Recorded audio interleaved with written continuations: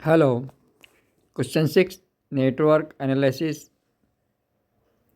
Find the time constant of the circuit and current ICT and voltage VCT across the capacitor at time t equal to 1 second. Solution.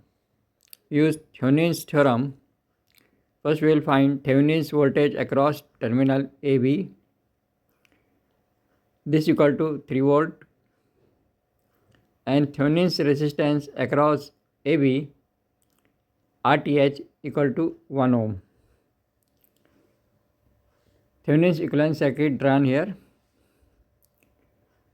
with VTH equal to 3 volt connected in series with 1 ohm resistor RTH and capacitor also in series 1 farad.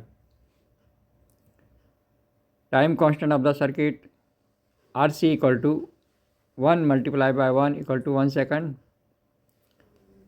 and ICT equal to 3 ampere multiplied by e raised to power minus 1. This equal to 1.10638 ampere, and VCT equal to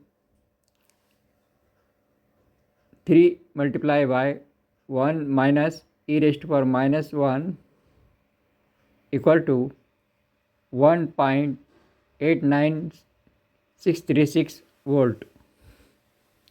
Okay, thank you.